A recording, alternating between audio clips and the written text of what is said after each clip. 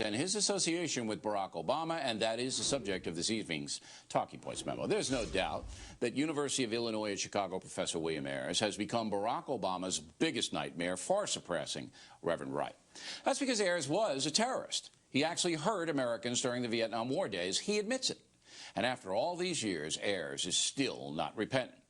In 2002, Ayers gave an interview to a radio station in California. Now, portions of that interview have surfaced on the net for the first time. Roll the tape.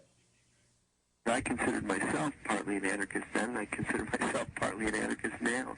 I mean, I'm as much an anarchist as I am a Marxist, which is to say, I find a lot of the ideas in anarchism, appealing. We create felons by having these kind of archaic, Puritan drug laws that make no sense whatsoever in any logical way.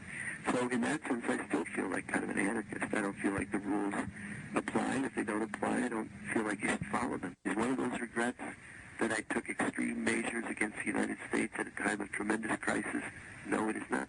That I don't regret that. There's a struggle over various religious fundamentalisms, jihad being, the most visible, but the religious fundamentalism of the Christians and of the Jews is equally troubling. He's quite a guy.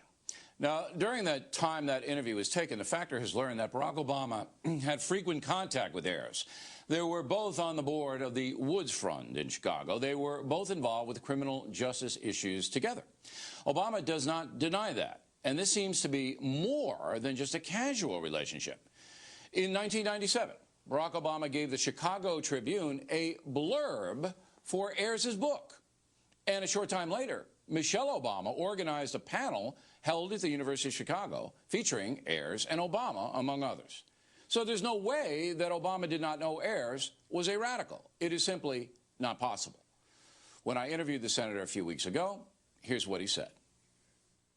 Now on this Ayers thing, which you've been hyping Bill pretty good. Not that much.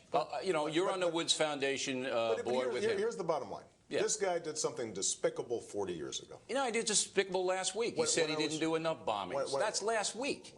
I haven't seen the guy in a year and a half. But you know who he was. He's on the Woods Foundation board. You know he's there. Let me finish my point, all right?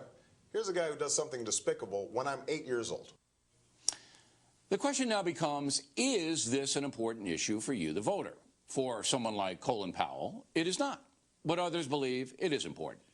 The end game on this is that Bill Ayers is a bad guy, a bad American, an unrepentant terrorist, and Obama knew it.